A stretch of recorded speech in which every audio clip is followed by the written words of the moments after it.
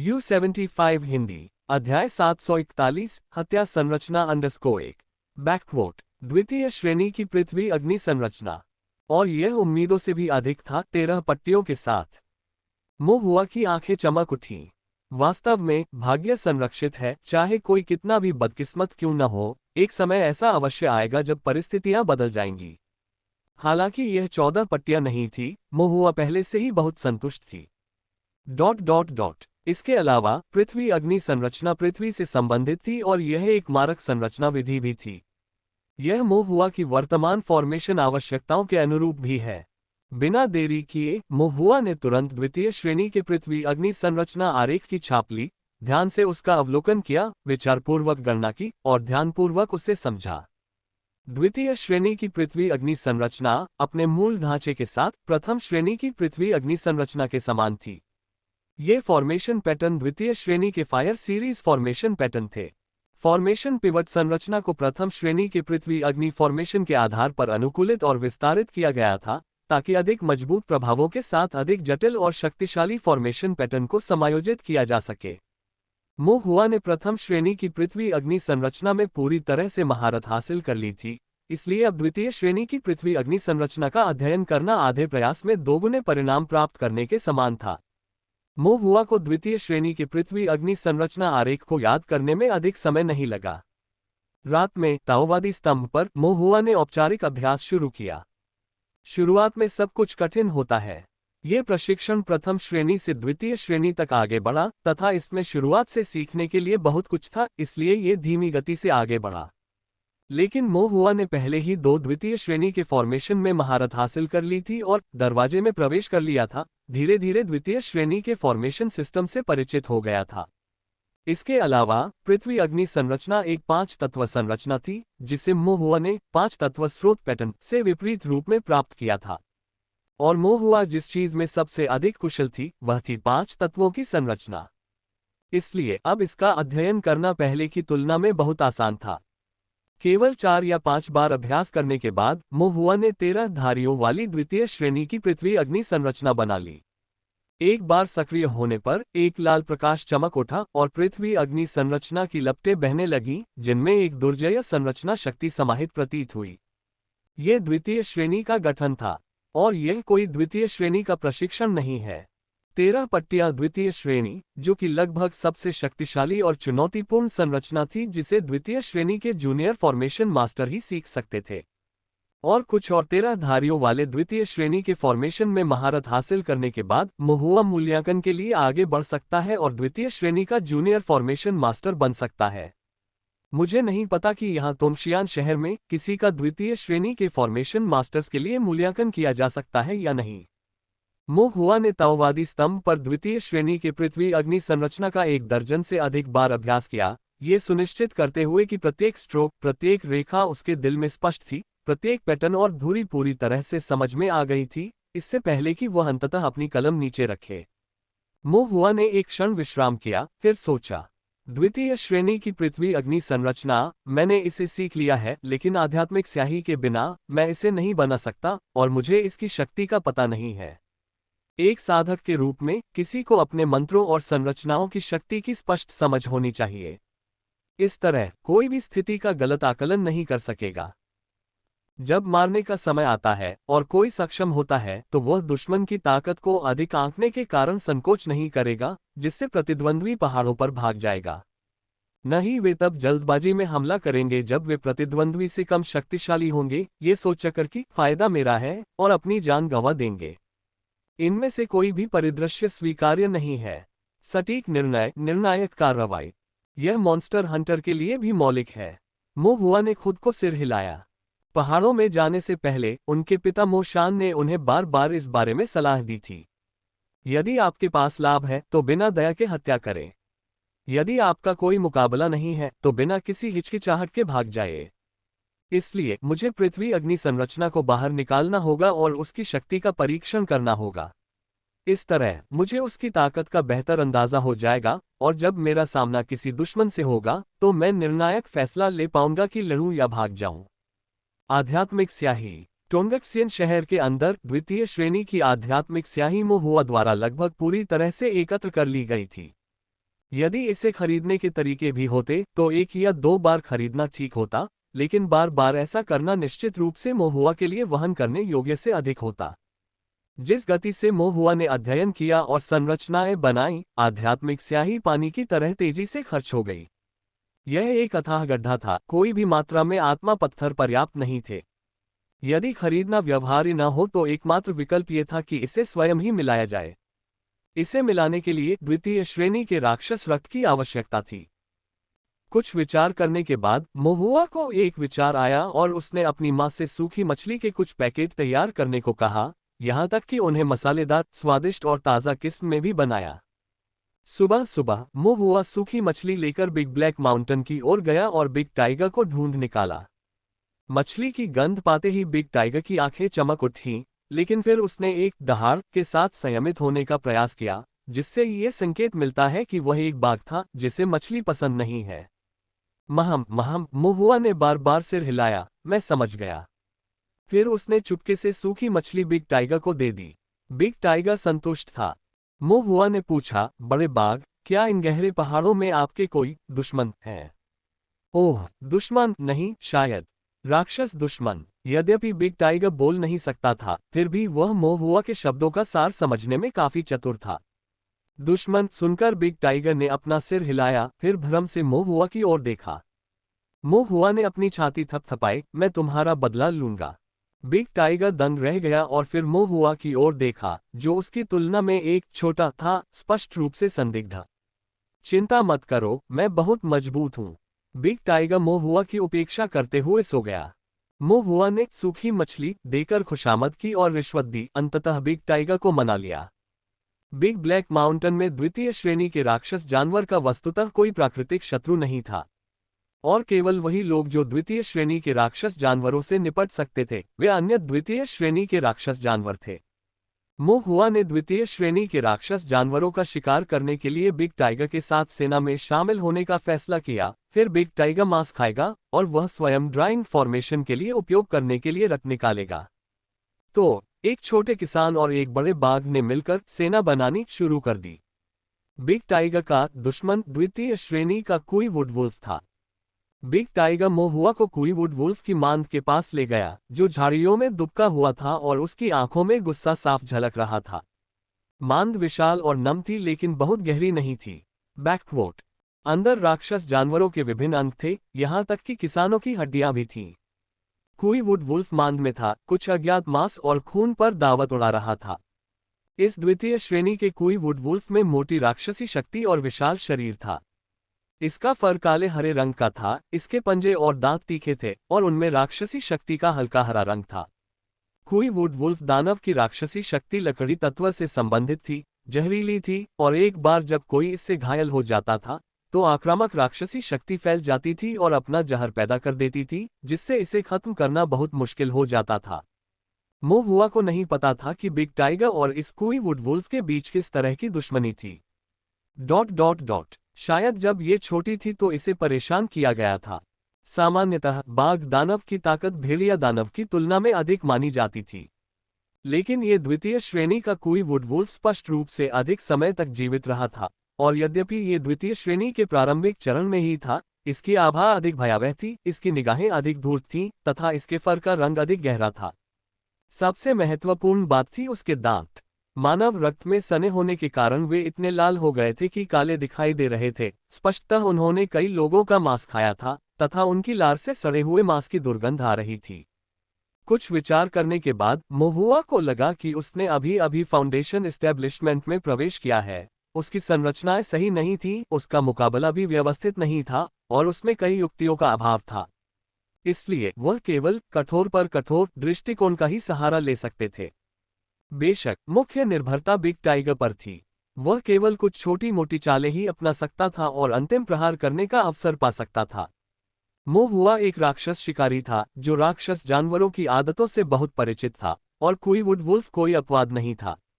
उन्होंने कुछ समय आसपास के फर और खून के धब्बों को देखने में बिताया, जिससे उन्हें कुई वुडवुल्फ की गतिविधियों और दैनिक आदतों के बारे में कुछ समझ प्राप्त हुई।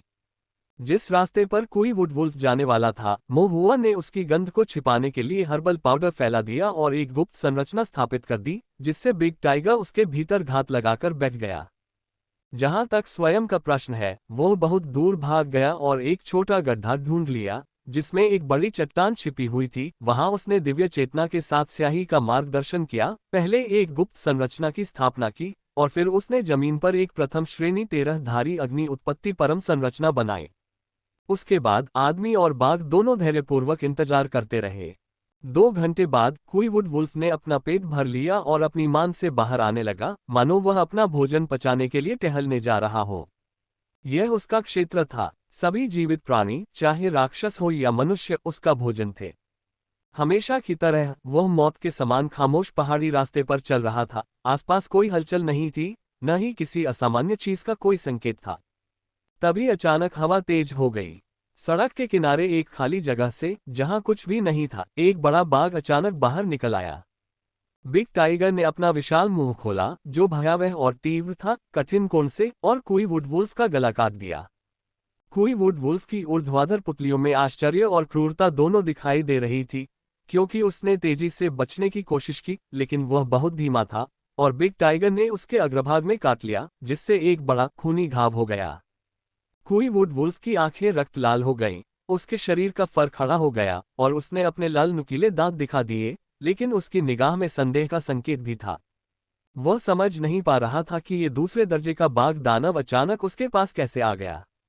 लेकिन बिग टाइगर ने उसकी कमजोरी का फायदा उठाते हुए उसकी जान बचाने के लिए, उसकी आंखों में क्रूरता की चमक थी, और दहाड़ते हुए वह फिर से कुईवुड वुल्फ पर झपटा। 2 दूसरे दर्जे के राक्षस जानवरों के बीच मौत तक लड़ाई हुई, जिसमें धरती हिला देने वाला हंगामा हुआ। जैसे ही राक्षसी शक्ति बढ़ी, उनकी दहाड़ से पहाड़ हिल गए और उनकी भयावह उपस्थिति दूर दूर तक फैल गई। आसपास के पक्षी और जानवर डर से कांप उठे और सभी दिशाओं में तितर बितर हो गए। दूरी पर खड़े राक्षस शिकारी पीले पड़ गए और उन्होंने दूर तक संदेश भेजा कि 2 द्वितीय श्रेणी के राक्षस जानवर आपस में लड़ रहे हैं, तथा उन्होंने सभी को तुरंत पीछे हटने की सलाह दी। भीषण युद्ध के बीच ये स्पष्ट हो गया कि बिग टाइगर नुकसान में था। भले ही इसने पहली चाल चली और कुईवुड वुल्फ को घायल कर दिया, फिर भी यह अनुभवहीन था और इतने पुराने वुल्फ डेमन के सामने इसका कोई मुकाबला नहीं था। इस बीच दूर छिपे मोहुआ को आखिरकार अपना मौका मिल गया। सबसे पहले उसने अपनी आंखें बंद की और 14 धारियों की ताकत के साथ उसने दूसरे दर्जे के कुईवुड वुल्फ को मजबूती से जकड़ लिया। फिर उसने अपनी आंखें खोली, अपनी क्यूई को एकाग्र किया, अपनी उंगली से इशारा किया और द्वितीय श्रेणी की फायरबॉल तकनीक डाली, जबकि उसी समय अपने पैरों के नीचे फायर ओरिजिन अल्टीमेट फॉर्मेशन को सक्रिय किया। अग्नि मूल परम संरचना के ऊपर लपटें बह रही थीं। संरचना के ऊपर से रहस्यमय आभा एकत्रित हुई, फिर मोहुआ में प्रवाहित हुई, जिससे उसकी शिरोबिंदु उत्तेजित हुई और उसकी आध्यात्मिक शक्ति में वृद्धि हुई। 5 तत्वों का प्रवर्धन, आध्यात्मिक शक्ति का उबाल। मोहुआ की उंगली के एक झटके से द्वितीय श्रेणी का अग्नि गोला संघनित हो गया, आध्यात्मिक शक्ति भौतिक हो गई, जिसमें ज्वाला से बने पारे जैसी कुछ तरलता दिखाई दी। मोहुआ के विचारों के साथ फायरबॉल तकनीक ने सीटी बजाए और कुईवुड वुल्फ दानव की ओर उड़ गई, जिस पर उसकी दिव्य चेतना बंद थी। कुईवुड वुल्फ दानव बिग टाइगर के साथ लड़ाई में था। अचानक आग की रोशनी का एक तेज झोंका आया और एक तेज और भयंकर आग का गोला उसकी कमर से टकराया। फायर ओरिजिन अल्टीमेट फॉर्मेशन द्वारा संचालित द्वितीय श्रेणी की फायरबॉल तकनीक में काफी बल था। आग की लपटें फूट पड़ी। कुईवुड वुल्फ दानव को तुरंत गहरा जला हुआ घाव लगा, जिससे छोटी चोट नहीं आई। कुईवुड वुल्फ गुस्से में चिल्लाया, यहां तक कि बिग टाइगर भी आश्चर्यचकित रह गया, क्योंकि उसे यह उम्मीद नहीं थी कि यह छोटा सा आग का गोला इतना जबरदस्त प्रहार कर सकता है। द्वितीय श्रेणी के संपूर्ण अमरनगर में, जिसमें संपूर्ण बिग ब्लैक माउंटेन भी शामिल है, किसी भी साधक के लिए ऐसा शक्तिशाली मंत्र डालना दुर्लभ था। आखिरकार तोंगशियान शहर में ऐसे बहुत कम साधक थे जिन्होंने आधार स्थापना प्राप्त की थी, और आध्यात्मिक साधक तो और भी दुर्लभ थे। बिग टाइगर एक क्षण के लिए हिचकिचाया, फिर वास्तविकता में वापस आया, उत्साह से अपने होठों को चाटा और फिर से कुईवुड वुल्फ डेमन पर झपटा। बिग टाइगर सामने से लड़ाई में शामिल होकर ध्यान भटकाने का काम कर रहा था, और मोहुआ ने कुछ दूरी पर एक के बाद एक आग के गोले से हमला किया, जिससे नुकसान हुआ। दिव्य चेतना को लॉक करने और अग्नि मूल संरचना को बढ़ाने के साथ मोहुआ के आग के गोले सटीक और क्रूर दोनों थे। दूर होने के कारण बड़ी चट्टान को आड़ में रखकर तथा छिपने के लिए छिपाव तकनीक का उपयोग करते हुए उसे इस बात का डर नहीं था कि कोई वुडवुल्फ दानव उसे खोज लेगा या उसका पीछा करेगा। कोई वुडवुल्फ दानव बहुत क्रोधित था। निकट और दूर से हमलों से घिरे होने के कारण उसके शरीर पर लगी चोटें और भी गंभीर हो गईं। वह बिग टाइगर को मारना चाहता था, लेकिन बार बार फायरबॉल तकनीक ने उसे रोक दिया। वह छूटकर भागना चाहता था, लेकिन बिग टाइगर ने उसे रोक दिया। अब तक उसे पता नहीं था कि वह क्या है, एक साधक या एक राक्षस जानवर ऐसी अग्नि गोला तकनीक का प्रयोग कर रहा है जिसे राक्षस जानवर भी घृणित पाते हैं। जैसे समय बीतता गया, कोई वुडवुल्फ दानव को अंततः भारी चोटें लगी। वह एक फंसे हुए जानवर की तरह लड़ रहा था। बिग टाइगर ने अब और अधिक दबाव नहीं डाला, बल्कि नियंत्रण पर ध्यान केंद्रित किया। कभी कभी घाव के बदले घाव देकर कोई वुडवुल्फ दानव को भागने से रोका। और मोह हुआ कि फायरबॉल तकनीक और भी तेज, अधिक सटीक हो गई और उसे और भी अधिक आसानी से नियंत्रित किया जा सका। कोई वुडवुल्फ दानव ने भागने की कोशिश की, लेकिन वह भाग नहीं सका। उसने मौत का नाटक करने की कोशिश की, लेकिन चतुर बिग टाइगर और चालाक मोह हुआ के सामने ऐसी चालें स्पष्ट रूप से अप्रभावी थीं। इस प्रकार द्वितीय श्रेणी के कोई वुडवुल्फ दानव को एक आदमी और एक बाघ के समन्वित प्रयासों से धीरे धीरे खत्म कर दिया गया, एक दूर से और दूसरा पास से, एक धीमी चाकू की तरह मांस को काटते हुए, जब तक कि वह अंततः मारा नहीं गया। ... और मोह हुआ ने पहली बार एक द्वितीय श्रेणी के राक्षस जानवर को मार डाला था। यद्यपि वह मुख्य रूप से बिग टाइगर पर ही निर्भर था कि वह हमले का खामियाजा उठाए, फिर भी उसका योगदान अपरिहार्य था। कोई वुडवुल्फ दानव की मृत्यु के बाद मनुष्य और बाघ ने लूट का माल बांटना शुरू कर दिया। मोह हुआ ने द्वितीय श्रेणी के कोई वुडवुल्फ दानव का रक्त निकालने के लिए रक्त चित्रण कला का उपयोग करना शुरू किया। फाउंडेशन स्थापना तक पहुंचने के बाद मोह हुआ, जो अब दिव्य इंद्रिय हेरफेर कर सकता था, उसने राक्षस जानवर का खून बहुत तेजी से निकालने के लिए रक्त ड्राइंग कला का उपयोग किया। कोई वुडवुल्फ दानव का लाल राक्षस रक्त, जिसमें हल्का हरा रंग मिला हुआ था, मोह हुआ द्वारा दिव्य इंद्रिय का उपयोग करके खींचा गया था, जो पहले से तैयार की गई जेड बोतलों में प्रवाहित हो रहा था। उसने कुल 20 बोतलें निकाली। इसके बाद कोई वुडवुल्फ दानव का रक्त धीरे धीरे फीका और जमा हुआ हो गया तथा इसकी क्षमता बहुत कम हो गई, जिससे निष्कर्षण अधिक कठिन हो गया। मोह हुआ ने सावधानीपूर्वक द्वितीय श्रेणी के मॉन्स्टर ब्लड की 20 बोतलों को अपने स्टोरेज बैग में रख लिया और खुशी से मुस्कुराए बिना नहीं रह सका। 20 बोतलें, इससे आध्यात्मिक स्याही में और भी अधिक प्राप्त होगा, जो कुछ समय तक उसके अपने उपयोग के लिए पर्याप्त होगा। मोह हुआ पूरी तरह से संतुष्ट था। फिर बिग टाइगर की दावत की बारी आई। बिग टाइगर ने कोई वुडवुल्फ दानव की लाश को धीरे धीरे स्वाद लेने के लिए अपनी गुफा में खींच लिया। बड़े बाघ को घावों से भरा देखकर मोह हुआ ने कुछ गोलियां निकाली, उन्हें पीसकर पाउडर बनाया और उसकी चोटों का इलाज किया। बड़ा बाघ जमीन पर लेटकर मांस खा रहा था। जब मोह हुआ उसकी पीठ पर लेटा तो उसने उसके घावों पर ठंडक पहुंचाने वाली दवा छिड़की, जिससे विषण में मदद मिली और रक्तस्राव बंद हो गया। कोई वुडवुल्फ दानव की राक्षसी शक्ति जहरीली थी, जो कि बिग टाइगर, एक अन्य द्वितीय श्रेणी के राक्षस जानवर के लिए कोई बड़ी बात नहीं थी, लेकिन अगर इसे शरीर के अंदर छोड़ दिया जाए तो यह अभी भी कुछ जटिलताएं पैदा कर सकता है। भेड़िए का मांस खाते समय बिग टाइगर को अपने शरीर पर ठंडक महसूस हुई और उसके घाव ठीक होने लगे, जिससे वह अपनी आंखें सिकुड़ने लगा और संतुष्टि से अपना बड़ा सिर हिलाने लगा। दवा खत्म करने के बाद मोह हुआ ने अपना सिर घुमाया और देखा कि बिग टाइगर अपने मुंह में कुछ अजीब चीज खा रहा था। यह एक गेंद थी, जो हरे रंग की धारियों वाली लाल रंग की, गोल और दिल जैसी आकृति की थी, जो अभी भी थोड़ा हिल रही थी। क्या ये एक राक्षस जानवर आंतरिक कोर है? मोह हुआ आश्चर्यचकित रह गया। ये पहली बार था जब उन्होंने मॉन्स्टर बीस्ट इनर कोर को देखा था। दुर्लभ वंश वाले राक्षस जानवर एक आंतरिक कोर के साथ पैदा होते हैं, लेकिन ऐसे राक्षस जानवर अत्यंत दुर्लभ हैं। आमतौर पर राक्षस जानवर प्रथम श्रेणी में रक्त की खेती करते हैं, द्वितीय श्रेणी में आंतरिक कोर की मूल संरचना बनाते हैं और तृतीय श्रेणी में वे एक वास्तविक आंतरिक कोर बनाते हैं। आंतरिक कोर एक साधक के क्यूई सागर की तरह है, जो एक राक्षस जानवर की राक्षसी शक्ति का भंडार है। यह आंतरिक कोर द्वितीय श्रेणी के कोई वुडवुल्फ डेमन का था।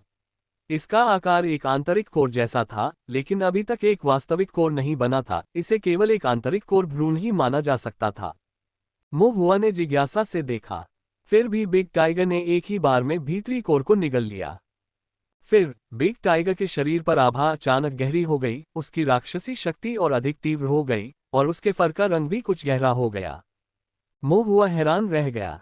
क्या बिग टाइगर आंतरिक कोर को निगलकर खेती कर रहा था? मोहुआ ने अपनी भौहें सिकोड़ ली, कुछ उलझन में। जहां तक वह जानता था, राक्षस जानवर अन्य राक्षस जानवरों के आंतरिक कोर को खा जाते थे, लेकिन ये केवल खाने का एक रूप था, ऐसा कुछ नहीं जिसका इतना महत्वपूर्ण प्रभाव होना चाहिए। फिर मोहुआ को ब्लैक माउंटेन स्ट्रॉन्गहोल्ड का समय याद आया, जब दूसरा हाउस होल्डर मानव रक्त का सेवन करना चाहता था और मानव रक्त की अनुपस्थिति में बिग टाइगर से पीता था, ये दावा करते हुए कि ऐसा इसलिए था क्योंकि उसके पास असाधारण प्रतिभा वाला एक विशेष वंश था। आंतरिक कोर को निगलना, राक्षसी शक्ति को बढ़ाना। इसमें कोई आश्चर्य नहीं कि इसकी खेती इतनी तेजी से बढ़ी, और इसमें कोई आश्चर्य नहीं कि थोड़े समय में ही यह छोटी राक्षस बिल्ली से एक पूर्ण विकसित बड़े बाघ में बदल गई। मोहुआ ने चुपचाप ध्यान दिया। जब वह अधिक अनुभव प्राप्त कर लेगा तो उसे यह पता लगाना होगा कि वास्तव में बिग टाइगर किस प्रकार का राक्षस जानवर है। आंतरिक कोर को निगलना, प्रत्येक के सेवन के साथ मजबूत होना। यदि वह खाता रहा तो क्या होगा? मोहुआ ने अपना सिर हिलाया। बिग टाइगर के मामले को फिलहाल एक तरफ रखते हुए उन्हें आध्यात्मिक स्याही तैयार करना शुरू करना था और दिव्य चेतना नियंत्रण स्याही के साथ द्वितीय श्रेणी की पृथ्वी अग्नि संरचना को चित्रित करना सीखना था। यदि पृथ्वी अग्नि संरचना पर्याप्त शक्तिशाली थी और वह इसे शीघ्रता से खींच सकता था, तो यह उसके फाउंडेशन स्थापना के प्रारंभिक चरण के दौरान एक शक्तिशाली चाल बन जाएगी। बाद में जब वह द्वितीय श्रेणी के राक्षस जानवरों को मारने गया और उनका खून निकाला, तो यह बहुत आसान हो गया। उसे दुश्मन को नियंत्रित करने के लिए बिग टाइगर के प्रहारों पर निर्भर नहीं रहना पड़ेगा और उसे कमजोर करने के लिए अपनी फायरबॉल तकनीक का उपयोग नहीं करना पड़ेगा, वह भी एक अत्यंत धीमी और श्रमसाध्य लड़ाई में, जिसमें आधे दिन का समय लग जाता है। मोहुआ ने सबसे पहले आध्यात्मिक स्याही को मिश्रित करने का प्रयास किया।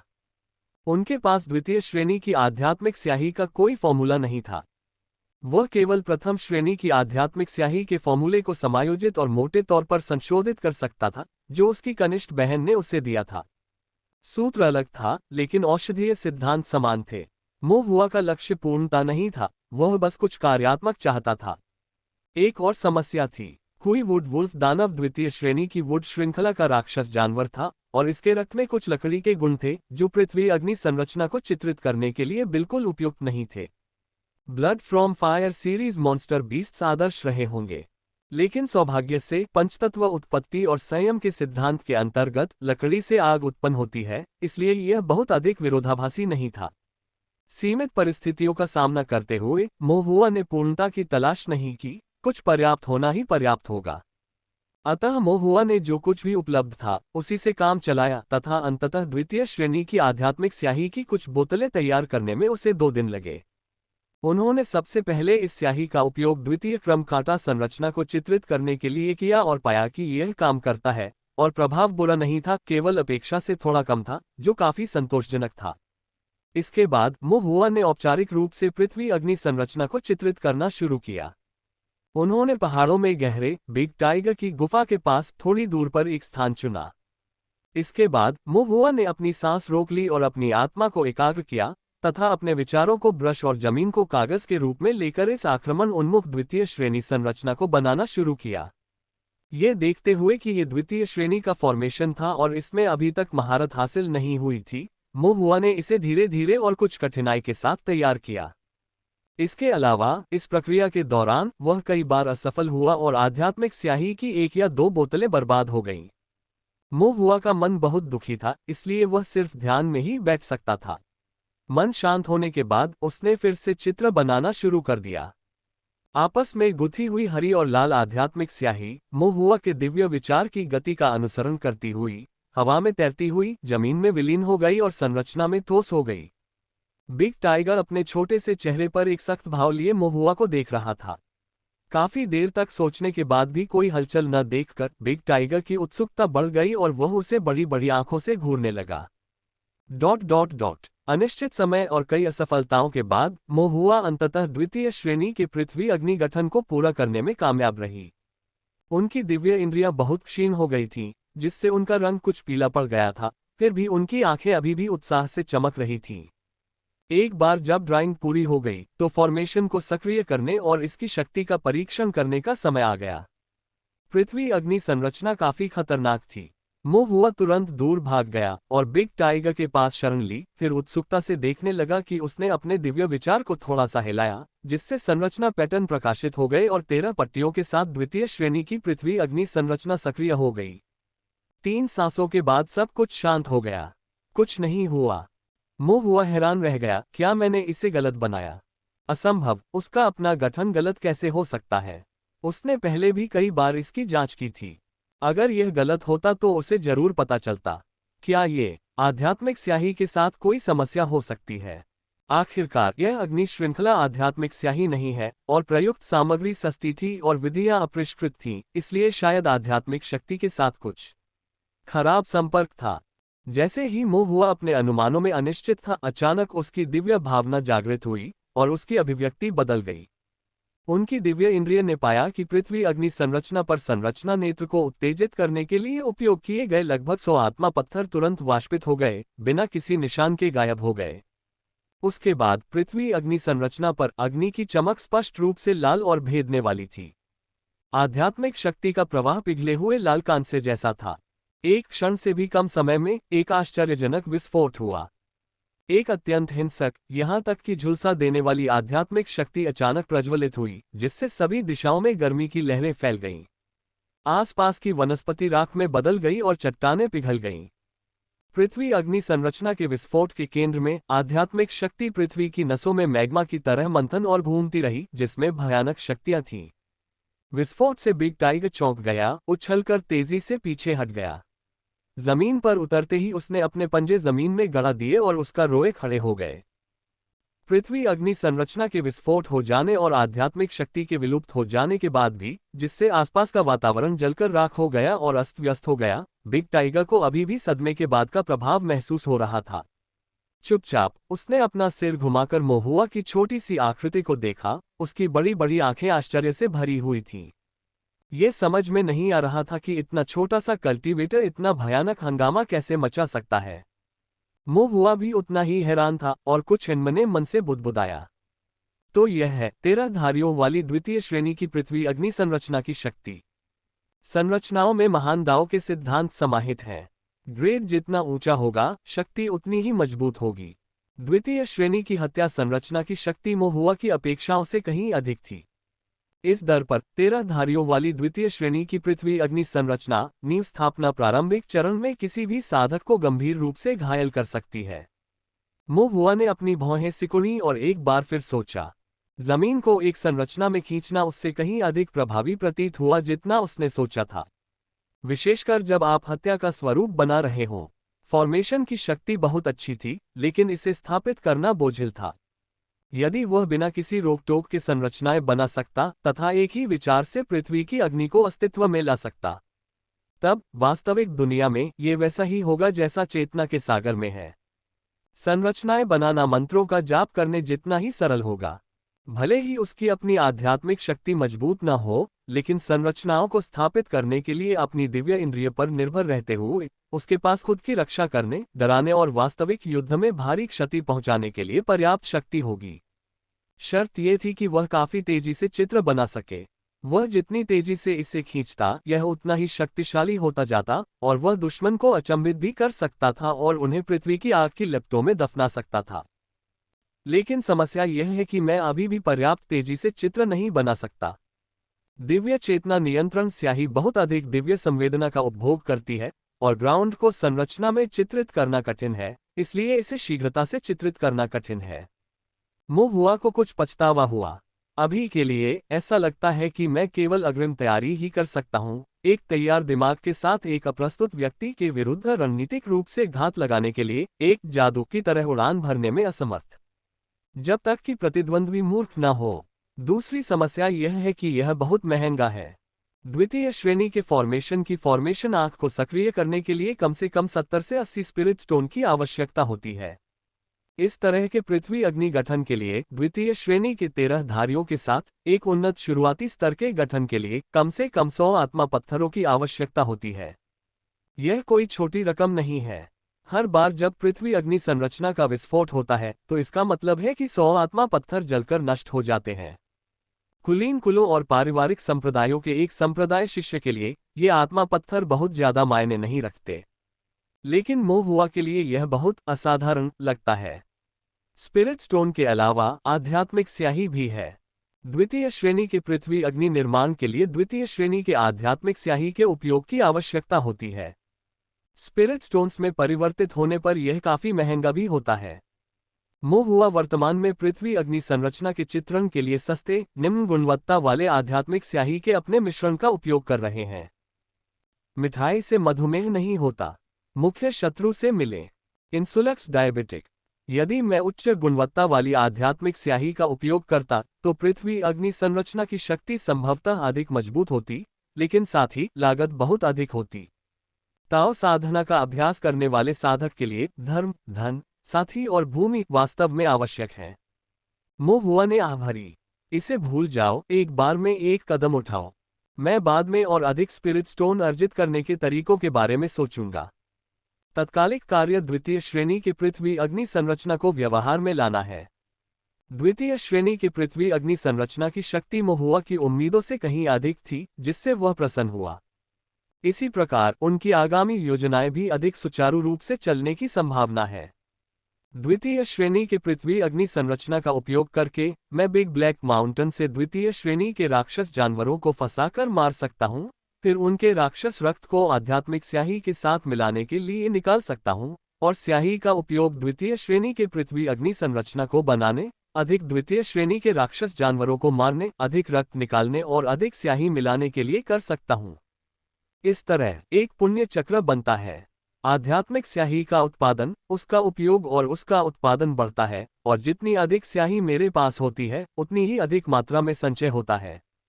संरचनाओं के साथ अभ्यास उनका अनुप्रयोग तथा अधिक अभ्यास संरचनाओं के उपयोग को अधिक कुशल बनाते हैं। इसकी एकमात्र लागत फॉर्मेशन नेत्र को शक्ति प्रदान करने के लिए खपत किए जाने वाले 100 स्पिरिट स्टोन्स है। पृथ्वी अग्नि संरचना के विस्फोट से लगभग 100 आत्मा पत्थर जल जाते हैं। मोहुआ को कुछ दुख महसूस हुआ। हालांकि ताओ साधना में हमेशा कुछ त्याग शामिल होता है। आध्यात्मिक स्याही और संरचनाओं में उनकी दक्षता की तुलना में ये लागतें बहुत अधिक नहीं हैं। अगले दिनों में जब उसने पहली बार बिग ब्लैक माउंटेन में प्रवेश किया तो मोहुआ ने पृथ्वी अग्नि संरचना का उपयोग करके राक्षस जानवरों का शिकार करना शुरू कर दिया। कुछ विचार करने के बाद मोहुआ ने एल्डरयू और अन्य लोगों को न बुलाने का निर्णय लिया। दूसरे दर्जे के राक्षस जानवरों का शिकार करना अभी भी बहुत खतरनाक है। भले ही एल्डरयू फाउंडेशन स्थापना स्तर पर हो, लेकिन दूसरे दर्जे के राक्षस जानवर का सामना करने से आसानी से दुर्घटनाएं हो सकती हैं। हालांकि बिग टाइगर अलग है। ये द्वितीय श्रेणी का राक्षस जानवर है और बाघ होने के कारण इसका मांस अविश्वसनीय रूप से कठोर है, जो प्रहार सहने और उससे निपटने में सक्षम है। मोहुआ पहले अपनी प्रबल दिव्य इंद्रिय से पहाड़ को छानता था ताकि दूसरे दर्जे के राक्षस जानवरों को खोज सके, फिर उनकी आदतों का निरीक्षण कर सके और उनके अपरिहार्य मार्ग पर उपयुक्त घातस्थल का चयन कर सके। फिर दिव्य चेतना नियंत्रण स्याही से वह जमीन पर द्वितीय श्रेणी की पृथ्वी अग्नि संरचना बनाएगा। इसके बाद मोहुआ और बिग टाइगर छिपने के लिए एक जगह ढूंढते, अपना सिर बाहर निकालते, एक बड़ा और एक छोटा, जमीन पर जाल पर ध्यान केंद्रित करते और आसपास के वातावरण पर ध्यान देते। पृथ्वी अग्नि संरचना के बाहर मोहुआ ने द्वितीय क्रम कांटा संरचना भी स्थापित की। एक बार जब द्वितीय श्रेणी का राक्षस जानवर प्रवेश करता तो वह कांटों की संरचना द्वारा फंस जाता और कुछ ही क्षणों के बाद पृथ्वी अग्नि संरचना द्वारा निगल लिया जाता। द्वितीय श्रेणी की पृथ्वी अग्नि संरचना बहुत शक्तिशाली थी। एक बार ट्रिगर होने पर विस्फोटक आवाजें फूटने लगती और आग की लपटें उठने लगती। पृथ्वी अग्नि संरचना के भीतर आध्यात्मिक शक्ति की लपटें लहरों की तरह उठी, मैग्मा की तरह चमकदार लाल। ये देखकर बिग टाइगर अब भी थोड़ा चौंक जाता था, लेकिन कई बार देखने के बाद उसे धीरे धीरे इसकी आदत हो गई। पृथ्वी अग्नि संरचना के विस्फोट के बाद अंदर मौजूद द्वितीय श्रेणी का राक्षस जानवर आमतौर पर घायल हो जाता था। राक्षस जानवरों का भौतिक शरीर साधकों की तुलना में बहुत अधिक शक्तिशाली होता है, इसलिए यदि वे द्वितीय श्रेणी के पृथ्वी अग्नि संरचना द्वारा निगल भी लिए जाएं, तो वे सीधे तौर पर नहीं मारे जाएंगे, बल्कि उन्हें विभिन्न स्तरों पर चोटें आएंगी। इन चोटों की गंभीरता राक्षस जानवर के प्रकार पर निर्भर करती है। यदि यह रक्षा में उत्कृष्ट है, जैसे कि अर्थ सीरीज या गोल्डन सीरीज में, तो चोटें आमतौर पर मामूली से मध्यम होती हैं। मिठाई से मधुमेह नहीं होता। मुख्य शत्रु से मिलें। वेट लॉस और कॉमेडी फिगर बुक करें, बस आपको ये उपाय अपनाना होगा। औसत रक्षा वाले राक्षस जानवरों के लिए चोटें आमतौर पर मध्यम होती हैं। केवल कमजोर शारीरिक शरीर वाले लोग ही गंभीर रूप से घायल होंगे। द्वितीय श्रेणी के राक्षस जानवरों पर इस तरह की चोटें पहुंचाना पहले से ही काफी कठिन था। इसके बाद बिग टाइगर की बारी थी कार्रवाई करने की। राक्षस जानवरों के बीच लड़ाई में जो घात में फंस गया है और पहले से ही घायल है, बनाम जो पूरी तरह से आराम कर रहा है और रक्त क्यूई से भरा है, परिणाम में बहुत अधिक रहस्य नहीं है। इसके अलावा मोहुआ वहां दुश्मन की ताकत को कम करने और फायरबॉल तकनीक के साथ अंतिम प्रहार करने के लिए मौजूद था। एक आदमी और एक बाघ अच्छी तरह से समन्वित। आमतौर पर लड़ाई 1 घंटे से भी कम समय में समाप्त हो जाती थी। फिर मोहुआ खून इकट्ठा करता और बिग टाइगर मांस खाता। कुछ दिनों तक आराम करने और तैयारी करने के बाद वे इस प्रक्रिया को दोहराते थे। चाहे द्वितीय श्रेणी के राक्षस जानवर कितने भी शक्तिशाली क्यों न हो, वे कल्टीवेटर और राक्षस जानवर संरचनाओं और मंत्रों, जल और घात के संयोजन वाले संहार सेटअप का सामना नहीं कर सकते थे। मोहुआ की आध्यात्मिक स्याही बोतल दर बोतल अधिकाधिक एकत्रित होती रही। बिग टाइगर ने एक के बाद एक आंतरिक कोर को खा लिया और अधिक से अधिक संचय किया। मोहुआ की पृथ्वी अग्नि संरचना तेजी से कुशल हो गई और बिग टाइगर की ताकत भी स्पष्ट रूप से बढ़ गई। लेकिन मोहुआ के स्पिरिट स्टोन्स भी तेजी से खपत हो रहे थे। मोहुआ को चिंता होने लगी। मुझे कुछ स्पिरिट स्टोन अर्जित करने का तरीका ढूंढना होगा। मैंने जो आध्यात्मिक स्याही मिश्रित की है वह थोड़ी कच्ची है। यह मेरे अपने उपयोग के लिए ठीक है, लेकिन यदि मैं इसे बेचूं तो शायद मुझे इसके लिए ज्यादा पैसे नहीं मिलेंगे। इसके अलावा तोंगजियान शहर जैसे स्थानों में नहीं, शायद सिर्फ तोंगजियान शहर में ही नहीं बल्कि पूरे बिग ब्लैक माउंटेन राज्य सीमा में कोई भी द्वितीय श्रेणी संरचना मास्टर नहीं हो सकता है। मुझे संदेह है कि कोई इसे खरीदेगा। इसके अलावा मैं स्याही का उपयोग पानी की तरह कर रहा हूं, और यह आध्यात्मिक स्याही जो अब प्रचुर मात्रा में प्रतीत हो रही है, शायद मेरे स्वयं के उपभोग को सहन नहीं कर पाएगी। दूसरों के लिए आत्मा पत्थर अर्जित करने के लिए संरचनाएं बनाना। मैं अभी बहुत व्यस्त हूं और मेरे पास इसके लिए समय नहीं है। जब तक अत्यंत आवश्यक न हो, मैं अपने माता पिता से स्पिरिट स्टोन्स नहीं मांगता। ये भी चाहते थे कि उनके माता पिता अधिक स्पिरिट स्टोन्स रखें ताकि वे भी सफलतापूर्वक फाउंडेशन स्थापना तक पहुंच सकें। मोहुआ ने चिंतन में भौहें चढ़ाईं, फिर अचानक रुक गया और बिग टाइगर की गुफा और उसके भीतर बिखरी राक्षस जानवरों की हड्डियों की ओर देखा। बिग टाइगर ने आंतरिक कोर को निगल लिया था और राक्षस का मांस खा लिया था, लेकिन इन द्वितीय श्रेणी के राक्षस जानवरों की हड्डियां बनी रहीं। न केवल हड्डियां, बल्कि कुछ पंजे और फर भी। इन मॉन्स्टर बीस्ट सामग्रियों की ओर इशारा करते हुए मोहुआ ने बिग टाइगर से पूछा, क्या आप अभी भी इन्हें चाहते हैं? अपना पेट भरने के बाद बिग टाइगर पूरी तरह से संतुष्ट होकर आकाश की ओर मुंह करके आलसी होकर जमीन पर लेट गया। मोहुआ की बात सुनकर बिग टाइगर ने अपना सिर उठाया, मोहुआ की ओर देखा, फिर बची हुई हड्डियों की ओर देखा और अपने मुंह से एक बड़ी हड्डी उठाकर मोहुआ की बाहों में रख दी। इसका मतलब ये लग रहा था, मुझे अब यह नहीं चाहिए, ये पूरी तरह तुम्हारा है। बहुत खुश होकर मोहुआ ने कई स्टोरेज बैग निकाले और उनमें विभिन्न टुकड़ों, द्वितीय श्रेणी के राक्षस जानवर की सामग्री जैसे टूटी हुई हड्डियां और पंजे आदि को पैक करना शुरू कर दिया। फिर भी उसने बिग टाइगर के लिए कुछ बड़ी हड्डियां छोड़ दी। इसके बाद मोहुआ अपने कंधे पर छोटे बड़े बैग लटकाए घर की ओर चल पड़ा। इस बीच बिग ब्लैक माउंटेन में मॉन्स्टर हंटर्स असहज महसूस कर रहे थे। ये केवल राक्षस शिकारी ही नहीं थे, यात्रा करने वाले व्यापारी और घुमक्कड़ किसान भी अशांत महसूस कर रहे थे। हाल ही में गहरे पहाड़ों के भीतर अजीबोगरीब हलचलें अक्सर हो रही थीं। वहां आश्चर्यजनक विस्फोट हो रहे थे और आध्यात्मिक शक्ति की शक्तिशाली, झुलसा देने वाली लहरें लगातार निकल रही थीं। द्वितीय श्रेणी के राक्षस जानवरों की दहाड़ से जंगल हिल गया। कभी कभी प्रबल राक्षसी शक्ति और उमड़ता हुआ रक्त क्यूई लंबे समय के बाद अंततः शांत होने से पहले घूमता और छटपटाता रहता। ऐसा लग रहा था मानो द्वितीय श्रेणी के राक्षस जानवर मौत की लड़ाई में लगे हुए हों। और सिर्फ एक बार नहीं। टोंगक्सियन शहर के अंदर एल्डर यू की अभिव्यक्ति गंभीर थी। यू चेंगयोग और मोशान सहित अन्य लोगों ने भी अपनी भौहें सिकोड़ ली। दूसरे दर्जे के राक्षस जानवर मौत से लड़ रहे हैं। राक्षसी शक्ति का उभार भयानक है। क्या ऐसा हो सकता है कि कोई दुर्लभ खजाना प्रकट हो गया हो? गरीब और विश्वासघाती बिग ब्लैक माउंटेन में किस तरह का दुर्लभ खजाना हो सकता है? उद्धरण चिन्ह डॉट डॉट डॉट। यह अचानक परिवर्तन क्यों हुआ? पहले तो सब ठीक था। यू चेंगई ने सोचा, ये सिर्फ राक्षस जानवरों की बात नहीं है, आध्यात्मिक शक्ति की एक अत्यंत प्रबल लहर भी आई है। क्या ऐसा हो सकता है कि अन्य उच्च स्तरीय फाउंडेशन स्थापना विशेषज्ञ द्वितीय श्रेणी के राक्षस जानवरों का शिकार करने के लिए बिग ब्लैक माउंटेन पर आए हों? द्वितीय श्रेणी के राक्षस जानवरों का शिकार करने के लिए आपको कम से कम 7 या 8 फाउंडेशन एस्टेब्लिशेस की आवश्यकता होगी, है ना? एल्डर यू ने अपना सिर हिलाया। इतने सारे फाउंडेशनों और इतने बड़े गठन के साथ हमारे लिए यह न जानना असंभव है। मो शान ने भी सिर हिलाया। ये सही है, और हाल ही में टुंगजियान शहर में कोई विदेशी फाउंडेशन बिल्डर नहीं आया है। विदेशी फाउंडेशन बिल्डर्स? यू चेंगयोग ने एक क्षण के लिए सोचा, अगर हमें सचमुच कहना होता तो एक बात थी। मो शान ने पलकें झपकाईं, भौहें चढ़ाते हुए कहा, कौन? सभी लोग रुक गए, फिर चुपचाप मो शान की ओर देखने लगे। आपके बेटे। मो शान हैरान दिखे। ओह ठीक है, हुआर फाउंडेशन स्थापना तक पहुंच गया है। ये वह बात थी जिससे वह काफी समय से खुश था।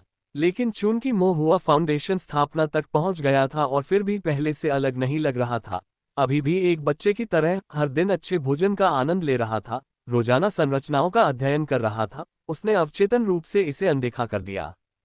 वह भूल गया था कि उसका बेटा अब एक फाउंडेशन बिल्डिंग कल्टीवेटर था। और वास्तव में मुहुआ हाल ही में बाहर से लौटा था। मुहुआ, वह हाल ही में क्या कर रहा है? एल्डर यू ने संकोच से पूछा। मो शान ने अपना सिर हिलाया। वह वास्तव में नहीं जानता था। उसकी एकमात्र आशा यही थी कि मुहुआ वही करे जो वह चाहता है, चाहे वह साधना हो या रचनाएं बनाना।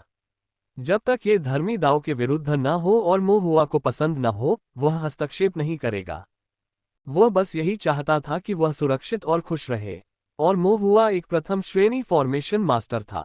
वह संरचनाओं को बिल्कुल भी नहीं समझता था, इसलिए यदि वह पूछता भी तो उसे कोई उत्तर नहीं मिलता। इसके अलावा अपने स्वयं के फाउंडेशन की स्थापना के निकट होने तथा मॉन्स्टर हंटिंग गिल्ड में अपने काम के कारण वह काफी व्यस्त थे, इसलिए वह वास्तव में काफी व्यस्त थे। एक क्षण विचार करने के बाद एल्डर यू को अभी भी यह असंभव लगा, फिर भी उन्होंने पूछने का निश्चय किया। क्या मुहुआ इस दौरान गहरे पहाड़ों में चला गया था? मो शान ने एक पल सोचा और सिर हिलाया। कभी कभी वह सूखी मछलियों का एक गुच्छा लाता था और कहता था कि वह एक बिल्ली को खाना खिलाने जा रहा है। बिल्ली को खाना खिलाओ? हर कोई कुछ हद तक स्तब्ध था। वहां किस बिल्ली को खाना खिलाना है? गहरे पहाड़ों में आप किस प्रकार की बिल्ली को खाना खिला सकते हैं? माहौल थोड़ा अजीब हो गया। गहरे पहाड़ों में जो हलचल है वह उस बच्चे मुहुआ के कारण नहीं हो सकती। किसी ने डरते हुए सुझाव दिया। मो शान ने हंसते हुए कहा, ऐसा कैसे हो सकता है? लेकिन फिर वह रुक गया और उसकी मुस्कान गायब हो गई। अन्य राक्षस शिकारी चुप हो गए।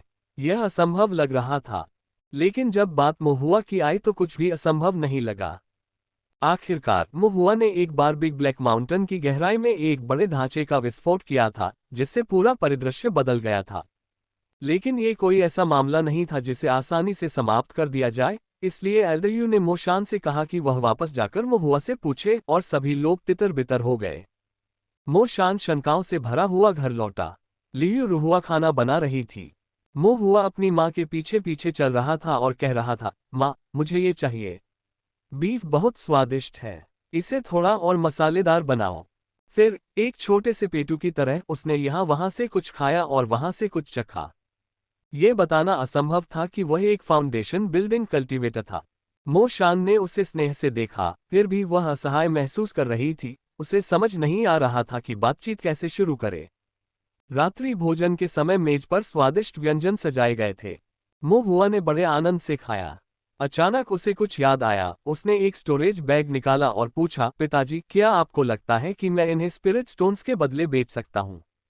मो शान को आश्चर्य हुआ। उसने सोचा कि यह एक संरचना है और वह कहने वाला था कि वह इसे समझ नहीं सकता, लेकिन जब उसने इसे लिया और अंदर देखा तो उसे एहसास हुआ कि यह राक्षस जानवर सामग्री थी। राक्षस जानवर सामग्री ऐसी चीज थी जिससे वह बहुत परिचित था। मो शान ने अंदर पहुंचकर कुछ राक्षस की हड्डियां निकाली और उनकी जांच करने के बाद उसकी भौहें सिकुड़ गईं। मैंने ये पहले कभी नहीं देखा। क्या बिग ब्लैक माउंटेन में राक्षस जानवर की ऐसी सामग्रियां थी जिन्हें उसने कभी नहीं देखा था? शान ने एक क्षण के लिए इसे ध्यान से देखा, फिर अचानक उसकी आंखें चौड़ी हो गईं, उसका मुंह अविश्वास से खुला रह गया। क्या ये दूसरे दर्जे के राक्षस जानवर की हड्डी है? हम मोहुआ ने मुर्गे की टांग कुतरते हुए सिर हिलाया और कहा, पिताजी, आपकी नजर वाकई बहुत अच्छी है। मो शान को समझ नहीं आ रहा था कि क्या कहे। क्या ये सचमुच अच्छी दृष्टि का मामला था? गहरे पहाड़ों में घटी अजीब घटनाओं को याद करते हुए उन्होंने पूछा। कैसे? ये तुम्हें कहाँ से मिला? कुछ सोचने के बाद मोहुआ ने सच न छिपाने का फैसला किया। मुझे अपनी फॉर्मेशन पेंटिंग के लिए आध्यात्मिक स्याही की जरूरत थी, इसलिए मैंने एक बड़े बाघ को कुछ सूखी मछलियां देकर रिश्वत दी।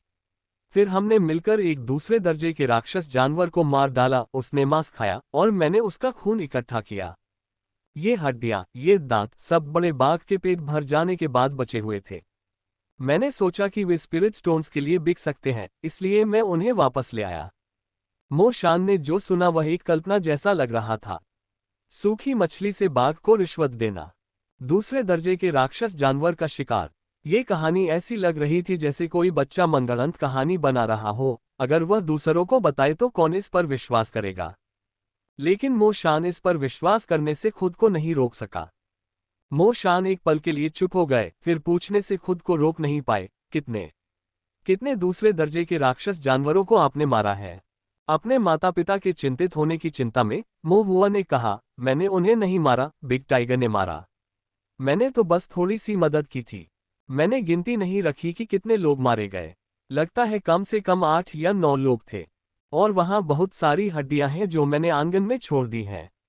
मो शान और लियू रुहुआ ने एक दूसरे को देखा, कुछ पल के लिए शब्द खो गए। द्वितीय श्रेणी के राक्षस जानवर। एक समय की बात है, द्वितीय श्रेणी के राक्षस जानवर बिग ब्लैक माउंटेन में बेरोकटोक घूमते थे। ये संभव था कि 100 या 200 वर्षों तक एक भी व्यक्ति न मरे। फिर भी मोहुआ की वापसी के बाद से 1 या 2 महीने की छोटी सी अवधि में 8 या 9 लोग मर गए। मो शान ने आह भरी और बेबसी से मोहुआ की ओर देखा। खैर, अध्ययन के लिए कियान राज्य जाना सबसे अच्छा हो सकता है। आखिरकार वह केवल 15 वर्ष का था। यदि वह थोड़ा और बड़ा हो जाता तथा संरचनाओं के बारे में उसका ज्ञान और भी बेहतर हो जाता, तो तुनशियान शहर, बिग ब्लैक माउंटेन की संपूर्णता, यहाँ तक कि बिग ब्लैक माउंटेन राज्य की संपूर्ण सीमा भी उसकी हरकतों का सामना नहीं कर पाती।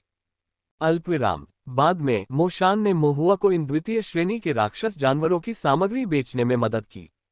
बड़े बाघ के पंजों से फर क्षतिग्रस्त हो गया था, हड्डियां कुतर दी गई थीं तथा पंजे और दांत भी लड़ाई के कारण क्षतिग्रस्त हो गए थे। इन सभी को घटिया सामान माना गया। लेकिन चूंकि वे वास्तव में द्वितीय श्रेणी के राक्षस जानवरों की सामग्रियां थीं, इसलिए कीमत अभी भी काफी अच्छी थी।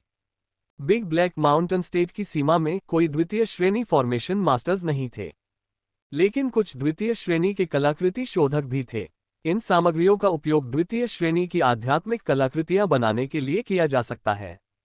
उनके मूल्य का अनुमान लगाने के बाद मो शान ने अनुमान लगाया कि उन सभी को बेचने पर लगभग 5 से 6 हजार स्पिरिट स्टोन प्राप्त होंगे। हालांकि उन्हें बैचों में बेचना पड़ा क्योंकि अन्य दुकानें या गुजरने वाले व्यापारी एक साथ इतने सारे नहीं ले जा सकते थे। मोहुआ बहुत खुश हुआ। इस तरह द्वितीय श्रेणी के पृथ्वी अग्नि संरचना के लिए आवश्यक आत्मा पत्थरों की समस्या भी हल हो गई। संरचनाएं सीखना, संरचनाएं चित्रित करना, संरचनाओं का उपयोग करना।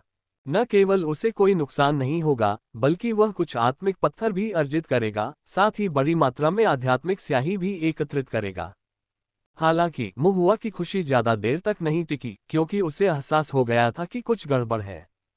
गहरे पहाड़ों में द्वितीय श्रेणी के राक्षस जानवर अचानक बहुत कम हो गए थे, मानो वे सभी छिप रहे हों, अपना चेहरा दिखाने से डर रहे हों। अतीत में द्वितीय श्रेणी के राक्षस जानवर निर्भय होकर घने पहाड़ों में घूमते थे, लेकिन अब जब वे बिग टाइगर या मोहुआ को देखते थे तो वे ऐसे भाग जाते थे जैसे उन्होंने कोई भूत देख लिया हो। सुबह सुबह यहाँ तक कि उनकी गतिविधियां भी सतर्क हो गईं। वे पृथ्वी अग्नि संरचना में कदम रखने से डरने लगे। शिकार के दौरान वे इसे शीघ्रता से, अर्थात हिट एंड रन, मार मार कर भाग जाना करना पसंद करते थे। 7 या 8 भाग भर जाने के बाद वे तुरंत अपने बिलों में वापस आ जाते और अंदर छिप जाते, मोहुआ की दिव्य इंद्रिय द्वारा पता लगा लिए जाने के डर से। मोहुआ कुछ असहाय और थोड़ा क्रोधित था। सोचिए कि द्वितीय श्रेणी के राक्षस जानवरों में कोई रीढ़ नहीं है। लेकिन हालात ऐसे थे कि उसके पास पहले से तैयार आध्यात्मिक स्याही को सावधानीपूर्वक संग्रहित करने और उसका कम उपयोग करने के अलावा कोई विकल्प नहीं था। द्वितीय श्रेणी के राक्षस जानवरों की डरपोकता भी अपने तरीके से एक अच्छी बात थी। कम से कम अब से पहाड़ों की ओर जाने वाले मॉन्स्टर हंटर्स के लिए अधिक सुरक्षित समय होगा। जब एल्डर यू को मोह हुआ कि द्वितीय श्रेणी के राक्षस जानवरों के गहरे पहाड़ों में शिकार के बारे में पता चला तो वह हैरान रह गए, लेकिन इसके बारे में सोचने के बाद उन्हें ज्यादा आश्चर्य नहीं हुआ। दूसरे दर्जे के राक्षस जानवरों का शिकार, ऐसी बात तो वह स्वयं भी पहले कभी सोचने की हिम्मत नहीं कर सकता था। लेकिन इन 4 या 5 वर्षों में जिन चीजों के बारे में उसने सपने देखने की हिम्मत नहीं की थी, वे सभी एक एक करके सच हो गईं। एल्डर यू को थोड़ा भावुकता का एहसास हुआ, फिर उनका चेहरा दृढ़ निश्चयी हो गया। ताओ साधना की खोज अंतहीन है। मैं अभी बूढ़ा नहीं हुआ हूं और मुझे साधना जारी रखनी ही होगी। स्वर्णिम केंद्र भले ही दूर हो, लेकिन ऐसा कुछ भी नहीं है जिसका मैं सपना न देख सकूं। गहरे पहाड़ शांत हो गए। बिग ब्लैक माउंटेन का मॉन्स्टर हंटर भी अपने नियमित दिनों में लौट आया। मोह हुआ कई दिनों तक गहरे पहाड़ों में बैठा रहा, लेकिन चूंकि उसने द्वितीय श्रेणी के राक्षस जानवरों का कोई निशान नहीं देखा था, इसलिए उसे अस्थायी रूप से हार माननी पड़ी और फिर से पृथ्वी अग्नि संरचना का अध्ययन करना पड़ा। वह तोंगशियान शहर छोड़ने वाला था, फिर भी जिस गति से उसने अपनी दिव्य इंद्रिय से संरचनाएं तैयार की, वह अभी भी पर्याप्त नहीं थी। वह तेजी से पेंटिंग करना चाहता था, लेकिन मैं और तेजी से कैसे पेंटिंग कर सकता हूँ? मोह हुआ ने पहले ही अपनी पूरी कोशिश कर ली थी। उनकी दिव्य इंद्रिय में 14 पैटर्न थे, जो पहले से ही अविश्वसनीय रूप से गहन थे, और स्वर्गीय यान जुए द्वारा पुनर्गठित होने के बाद वे पारे के समान सघन हो गए थे। उन पर उनका नियंत्रण पहले से ही बहुत मजबूत था। उन्होंने आध्यात्मिक धुरी संरचना सीखी थी और दिव्य ज्ञान के साथ आध्यात्मिक शक्ति पर उनका नियंत्रण भी अत्यंत सूक्ष्म था। स्वर्गीय गुप्त गणना ने संरचनाओं के बारे में उनकी समझ को गहरा कर दिया। उनके स्तर पर किसी के लिए भी उनसे अधिक तेजी से पेंटिंग करना संभव नहीं था। लेकिन यह अभी भी पर्याप्त नहीं था। दादाजी गुई ने एक बार कहा था, सभी मंत्रों में केवल गति ही अपराजय है। यही सिद्धांत दिव्य भावना के साथ संरचनाओं को तैयार करने पर भी लागू होता है। मोह हुआ ने अपनी सुंदर भौहें सिकुड़ी, उसकी आंखों में गहरी सोच झलक रही थी। उसने हर वह तरीका आजमाया जो वह सोच सकता था, सिवाय स्वर्गीय रहस्य पेचीदा गणना। मोह हुआ ने अपने गुरु को कभी भी आकृतियां बनाते नहीं देखा था। आज तक उसने सबसे तेज गति से आकृति बनाते हुए अपने गुरु के वरिष्ठ गुई ताओ को देखा था, और गुई ताओ के लोगों की संरचना स्वर्गीय गुप्त ट्रिकी गणना पर आधारित थी। यदि वह इसे सीख लेता तो क्या वह दिव्य चेतना नियंत्रण स्याही के साथ पृथ्वी अग्नि संरचना को तेजी से बना सकता था? मोह हुआ को हमेशा लगता था कि स्वर्गीय रहस्यपूर्ण ट्रिकी गणना के बारे में उसकी समझ पर्याप्त गहरी नहीं थी। जिस स्वर्गीय रहस्यपूर्ण ट्रिकी गणना में उसने महारत हासिल कर ली थी, वह अभी भी उसके गुरु की वरिष्ठता से बहुत दूर थी। मास्टर जी के सीनियर से सीखो। मोह हुआ के दिमाग में एक विचार कौन था। चेतना के सागर में वह दृश्य जहां गुई ताओ के व्यक्ति ने गुई ताओ के स्वर्ग सीलिंग फॉर्मेशन के साथ 10,000 दानव हॉल को सील कर दिया और पंथ परिवर्तन और गोल्डन कोर दानव कल्टिवेटर्स का नरसंहार किया, फिर से उभर आया। वह दृश्य जहां गुई ताओ के व्यक्ति ने स्वर्गीय गुप्त ट्रिकी गणना के साथ थोड़े समय में रहस्यमय स्वर्ग महान संरचना को तोड़ दिया, उसे भी बार बार दोहराया गया। स्वर्गीय रहस्य पेचीदा गणना, स्वर्गीय रहस्य ट्रिकी गणना राक्षसी विचार भेदभाव संरचनाओं को जल्दी से हल कर सकते हैं। स्वाभाविक रूप से ये गुई ताओ के स्वर्ग सीलिंग गठन को भी जल्दी से स्थापित कर सकता है। एक क्षण सोचने पर भी कोई सुराग न मिलने पर मोह हुआ को अचानक प्रेरणा मिली। ताओवादी हृदय में स्वर्गीय रहस्य ट्रिकी गणना और शैतान का रोपण एक दूसरे के विपरीत है। यदि स्वर्गीय गुप्त ट्रिकी गणना के बारे में उसकी समझ अपर्याप्त थी, तो क्या उसे स्वर्गीय गुप्त ट्रिकी गणना पर चिंतन करने के लिए ताओवादी हृदय में शैतान को रोपने के सिद्धांत पर उल्टा विचार करना चाहिए? ताओवादी हृदय में शैतान का रोपण, ताओवादी हृदय में शैतान को रोपना स्वर्गीय रहस्यपूर्ण ट्रिकी गणना पर आधारित किसी के शरीर को राक्षस में परिवर्तित कर देता है, किसी के राक्षसी विचार को अलग कर देता है, एक राक्षस बीज का निर्माण करता है और उसे किसी और के ताओवादी हृदय में रोप देता है।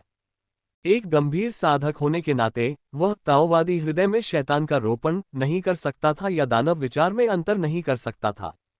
तो यदि कोई राक्षसी विचार को न पहचान कर अपने दिव्य विचार को पहचाने, तो क्या वह भी काम कर सकता है? तरीका एक ही होना चाहिए। राक्षस में न बदलना, स्वाभाविक रूप से इसे ताओवादी हृदय में शैतान का रोपण नहीं माना जाएगा। दिव्य भावना में अंतर, चलो एक बार कोशिश करके देखते हैं।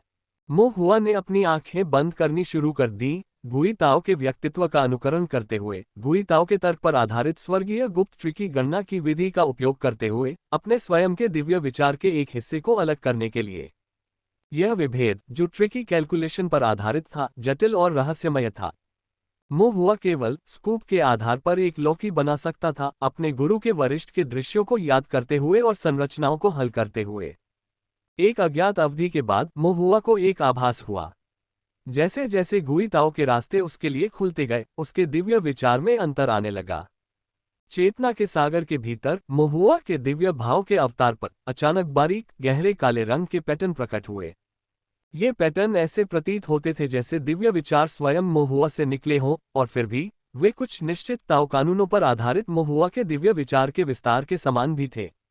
गुई ताओ दिव्य भावना का भेदभाव, ये डिवाइन सन्स के पिछले पुनर्निर्माण के समान था, फिर भी अलग था। यह विभेदन स्वर्गीय गुप्त ट्रिक कैलकुलेशन के माध्यम से किसी की दिव्य भावना को पुनः संकलित और विकसित करने जैसा प्रतीत होता था। मो हुआ को दर्द और आश्चर्य दोनों महसूस हुआ। असमंजस की स्थिति में उसे ऐसा महसूस हुआ कि उसका दिव्य विचार धीरे धीरे गुई ताओ के तरीकों के साथ मेल खा रहा है। काफी समय बीत जाने के बाद ही दानव विचार विभेदन की प्रक्रिया समाप्त हुई। जब मो हुआ ने अपनी आंखें खोली तो उसने पाया कि उसका शरीर गुई रंग की स्याही की धुंधली परत में लिपटा हुआ था, जो हर गतिविधि के साथ प्रतिबिंब उत्पन्न कर रहा था। उसके शरीर पर फैली स्याही की यह परत एक भ्रम सी लग रही थी, और यह भी एक टुकड़े की तरह। शुद्ध काला स्याही ताओवादी वस्त्र। हुआ की अपेक्षा के विपरीत स्वर्गीय गुप्त ट्री की गणना एक क्लोन नहीं बल्कि स्याही की छाया उत्पन्न करती है। एक साथ ही भ्रमपूर्ण और वास्तविक छाया की परतें एक दूसरे पर ढेर हो गईं। वे मो हुआ के ऊपर ताओवादी वस्त्र की तरह लिपटी हुई थीं। ये ताओवादी वस्त्र गुई ताओ के लोगों के वस्त्र के समान फिर भी भिन्न प्रतीत होता था। एकदम अंधेरा लेकिन फिर भी बहुत साफ, गंदगी से मुक्त, रक्तपात से मुक्त। इसमें एक प्रकार की भयावहता थी जो धर्मनिरपेक्ष दुनिया से अछूती लगती थी। मो हुआ की आंखें भी अधिक गहरी हो गई थीं, जो गुई ताओ के मार्ग की एक गंभीर छाया उत्सर्जित कर रही थी। फिर भी यह खाली या भयानक नहीं लग रहा था, इसके बजाय उसकी दिव्य भावना भीतर से शानदार और जीवंत थी। डॉट डॉट डॉट उसकी पुतलियां काली थीं और चमक से भरी हुई थीं। वह गुई ताओ के लोगों पर प्रभुत्व रखता था, न कि गुई ताओ द्वारा गुलाम बनाया जाता था। ये है चाचा का स्वर्गीय रहस्य पेचीदा हिसाब, और यह है स्वर्गीय गुप्त ट्री की गणना का असली रूप। मो हुआ ने अपने चारों ओर देखा।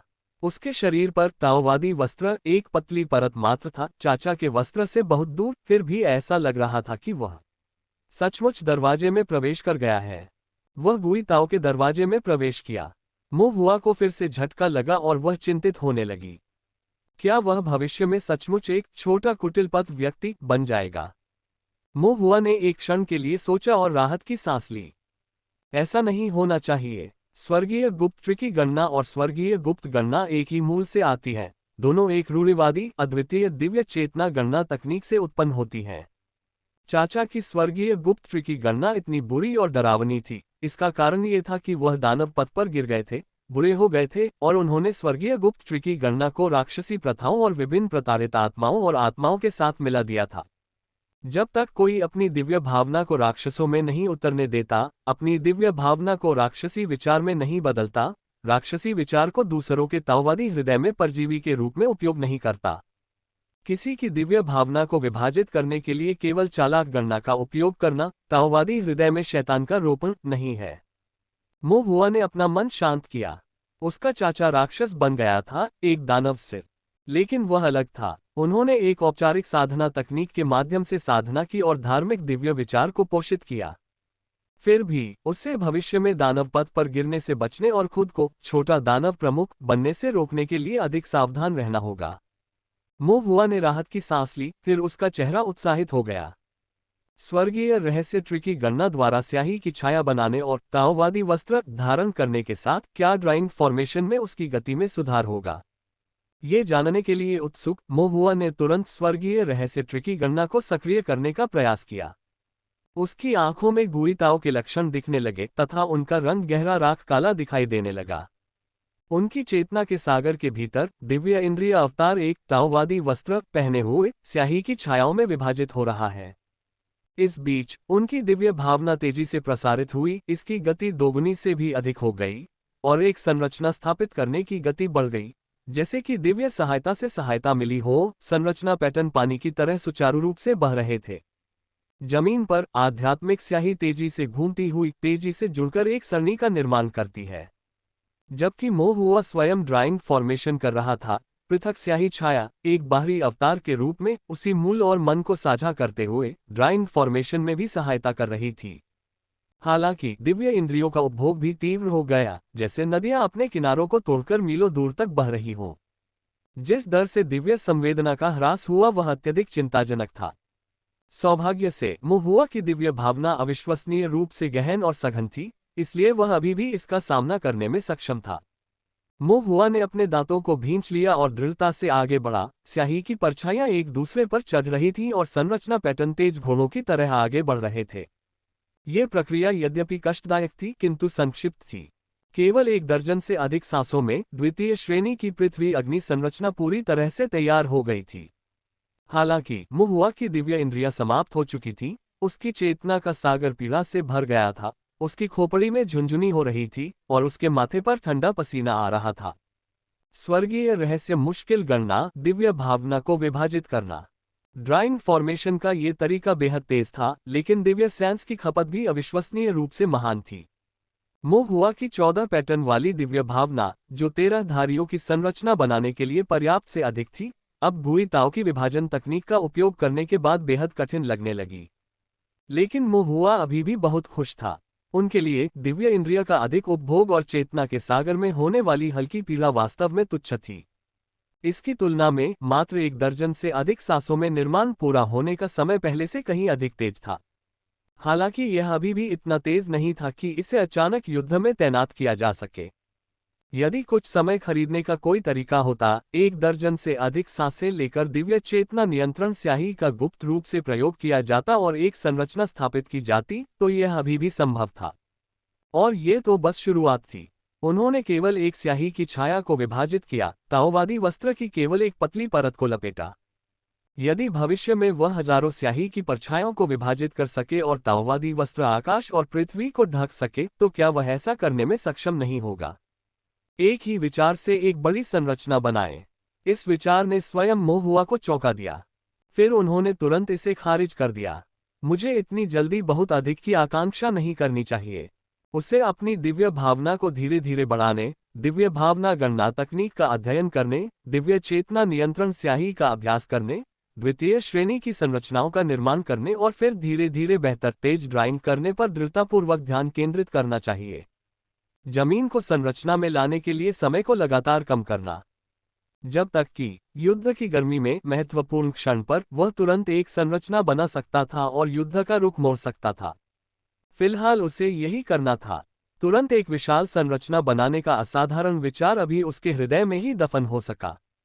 इसके साथ ही महुआ के लिए योजना चरण का समापन हो गया। उसके पास पहले से ही आध्यात्मिक स्याही थी और उसने संरचनाएं भी सीख ली थीं। यदि वह यहीं रुकता तो वह और कुछ नहीं सीख पाता। महुआ ने आह भरी। यद्यपि वह अनिच्छुक था, फिर भी वह जानता था कि अब उसके जाने का समय आ गया है। उन्हें अपनी पढ़ाई जारी रखने के लिए कियान राज्य जाना था। अन्यथा साधना में उन्नति के बिना, पुराने निर्माण मार्गों पर अड़े रहने और ताओ साधना संसाधनों के अभाव में वह अपने जीवन काल में कभी भी सर्वोच्च दिव्य भावना को विकसित करने और निर्माण के ताओ के शिखर तक पहुंचने में सक्षम नहीं हो सकेगा। अपने गुरु को बचाना तो दूर की बात है।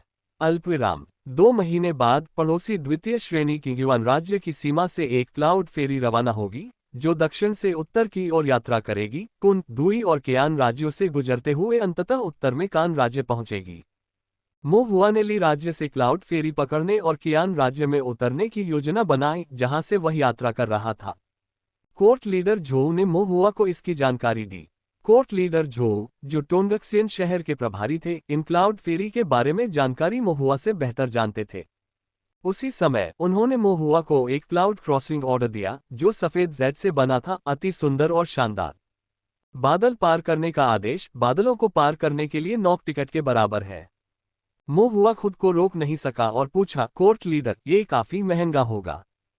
कोर्ट लीडर झोऊ ने सिर हिलाया, ये सस्ता नहीं है। मुख्य मुद्दा यह है कि इसे प्राप्त करना कठिन है। इस प्रकार के क्रॉस स्टेट क्लाउड क्रॉसिंग के लिए कनेक्शन की आवश्यकता होती है, अन्यथा इसे प्राप्त करना असंभव है। यह उल्लेख करने की आवश्यकता नहीं है कि इस पर प्रत्यक्ष और अप्रत्यक्ष रूप से बहुत सारे स्पिरिट स्टोन खर्च किए जाएंगे। हालांकि इससे कोई फर्क नहीं पड़ता। कोर्ट लीडर झोऊ ने अपनी चाय की चुस्की ली, इसकी प्रतिपूर्ति की जा सकती है। मो हुआ हैरान रह गया, क्या इसकी प्रतिपूर्ति की जा सकती है? यह क्या है? दरबारी नेता झोऊ ने अपना सिर हिलाया, ताओवादी दरबार जैसी जगह में हर तरह के अव्यवस्थित अनियमित मामलों की भरपाई हो सकती है। आपको पढ़ाई के लिए कियान राज्य भेजने का जो एक उचित मामला है, मुआवजा क्यों नहीं मिलेगा? लेकिन मैं वास्तव में ताओवादी दरबार का व्यक्ति नहीं हूं, है ना? तुम कैसे नहीं हो? दरबारी नेता झोऊ ने असंतुष्ट होकर कहा, तुम्हारे पास अमरनगर से एक कांस्य कमर टोकन है। हालांकि तुम आधिकारिक तौर पर रोस्टर में नहीं हो, फिर भी तुम्हें हम में से एक माना जा सकता है। तभी मो हुआ को याद आया, उसके चाचा झांग लैन ने उसे पहले एक कांस्य कमर टोकन दिया था।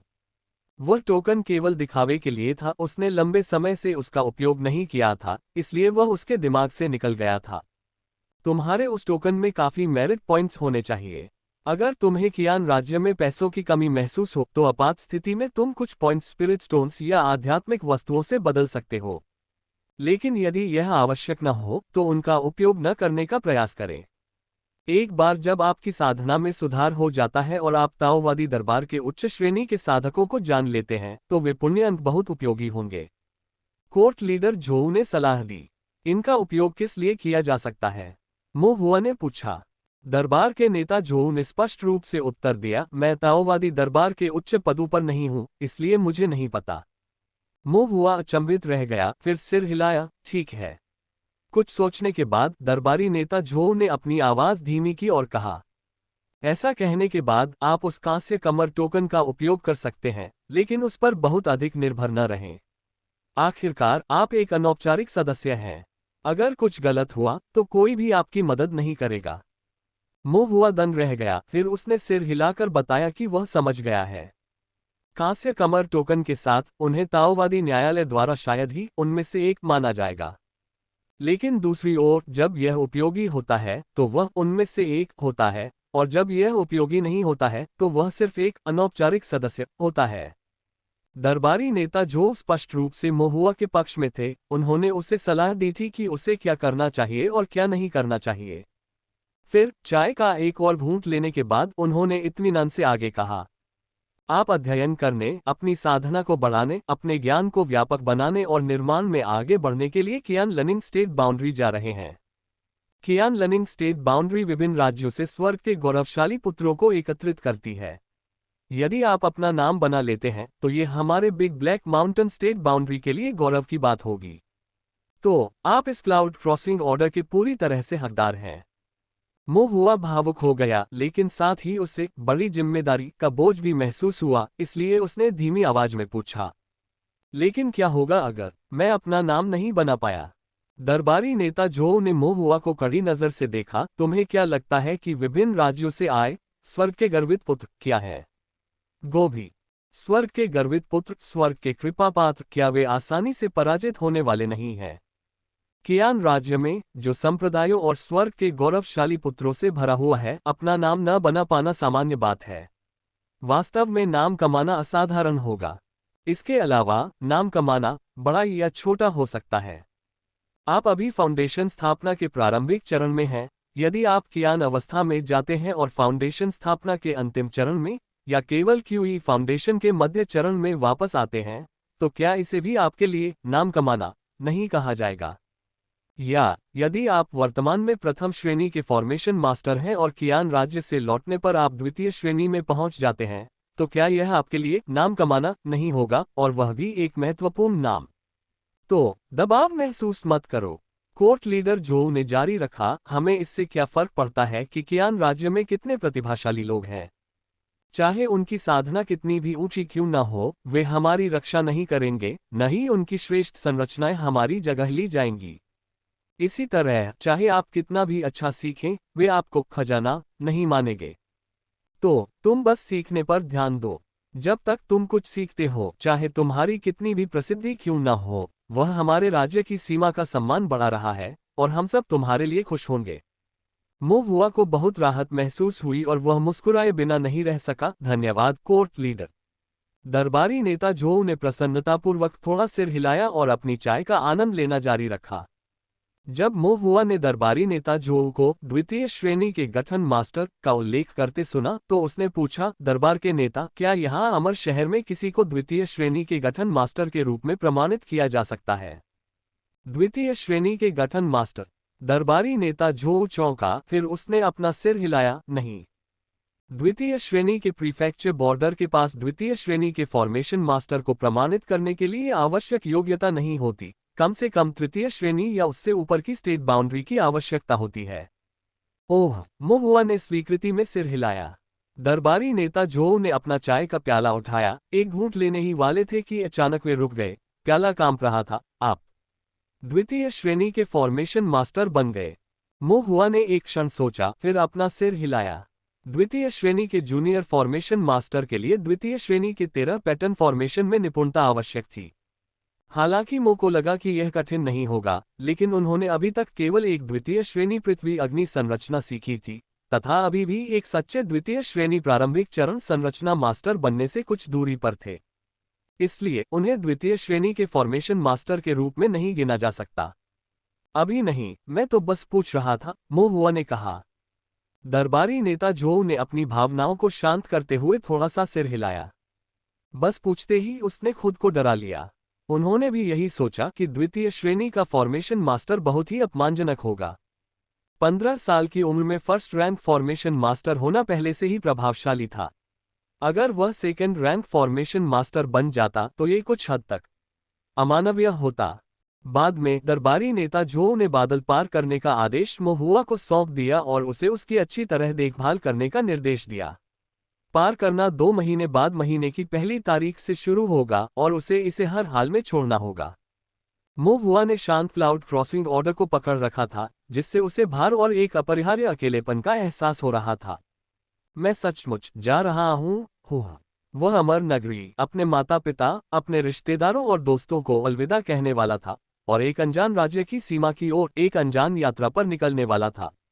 मोहुआ को अपराध बोध महसूस हुआ, विशेषकर अपने माता पिता के प्रति। लेकिन उसे कियान राज्य जाना था। हुआ ने आह भरी। अगले दिनों में मोहुआ ज्यादातर समय घर पर ही रहा और अपने माता पिता के साथ समय बिताया। मो शान और लियू रुहुआ मोहुआ के जाने के पक्ष में नहीं थे, लेकिन दाव की खोज में लगे साधकों के लिए ऐसा अवसर मिलना बहुत कीमती था, जिसे वे छोड़ नहीं सकते थे, चाहे कितनी भी अनिच्छा क्यों न हो। लेकिन फिर भी चिंता और दुखित हृदय अपरिहार्य थे। मो शान ने राक्षसों का शिकार करने के अपने अभियान कम कर दिए और मोहुआ का साथ देने के लिए अधिकतर समय घर पर ही रहने लगा। लियू रुहुआ ने मोहुआ के लिए कई स्वादिष्ट व्यंजन भी बनाए।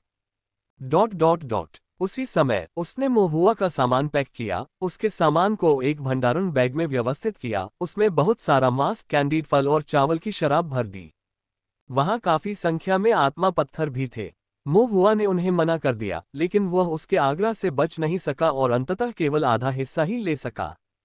वह चाहता था कि उसके माता पिता कुछ आत्मिक पत्थरों को उचित रूप से विकसित करने के लिए अपने पास रखें, ताकि वे फाउंडेशन स्थापना क्षेत्र तक पहुंच सके या यहां तक कि एक स्वर्ण कोर का गठन कर सके तथा खुशी और संतुष्टि से जीवन व्यतीत कर सकें।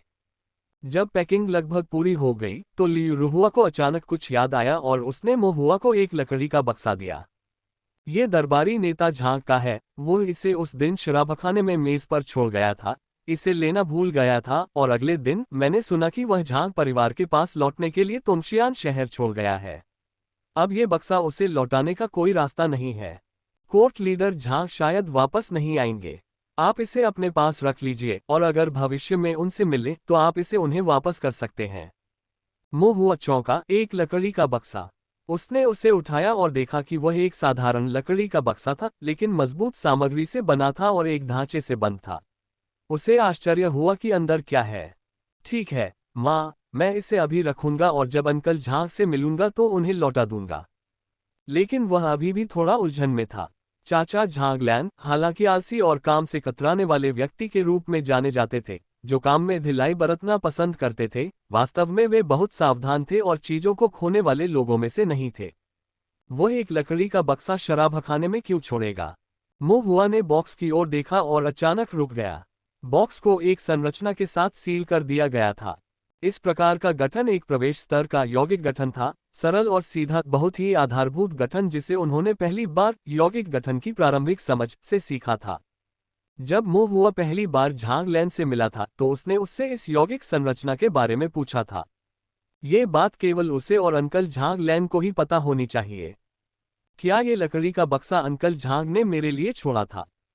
मुंह हुआ ने सोचा। उसने पुनः संरचना की जांच की और सोचने से खुद को नहीं रोक सका। ये बहुत बुरी तरह से खींचा गया था।